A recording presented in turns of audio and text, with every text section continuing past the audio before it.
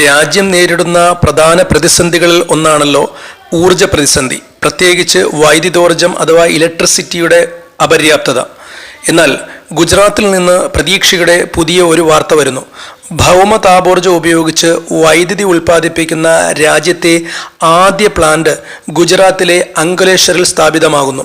IIT മദ്രാസിലെ green hydrogen and hydrocarbon tech consortium faculty കോർഡിനേറ്ററും ocean engineering വിഭാഗം പ്രൊഫസറും ആയ മലയാളിയുമായ ഡോക്ടർ രാജേഷ് ആർ നായരുടെ നേതൃത്വത്തിൽ കേന്ദ്ര സർക്കാരിൻ്റെ ധനസഹായത്തോടെയാണ് പദ്ധതി നടപ്പിലാക്കുന്നത്. എന്താണ് ഭൗമ താപോർജ്ജം എന്ന് വെച്ചാൽ, ഉപേക്ഷിക്കപ്പെട്ട എണ്ണ പ്രകൃതിവാതക കിണറുകളിൽ നിന്ന് ലഭിക്കുന്ന ഭൗമ താപോർജ്ജം ഉപയോഗിച്ചുകൊണ്ട് വൈദ്യുതി നിർമ്മിക്കുന്ന പ്രക്രിയയാണ്.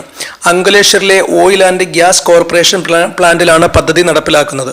3 യൂണിറ്റുകളിൽ നിന്നായി 24 മണിക്കൂറും 450 കിലോവാട്ട് വൈദ്യുതി തുടർച്ചയായി ഉൽപ്പാദിപ്പിക്കാം. ഉപേക്ഷിക്കപ്പെട്ട കിണറുകൾ കാരണമുള്ള പരിസ്ഥിതി അപകട സാധ്യതകൾ കുറയ്ക്കാനും വീണ്ടും 40 വർഷത്തിലധികം തുടർച്ചയായി വൈദ്യുതി ഉൽപ്പാദിപ്പിക്കാനും കഴിയുമെന്നാണ് നേട്ടം. നിങ്ങൾ ഈ അറിവ് മറ്റുള്ളവരിലേക്ക് ഷെയർ ചെയ്യുക, ചാനൽ സബ്സ്ക്രൈബ് ചെയ്യുക, ലൈക്ക് ചെയ്യുക.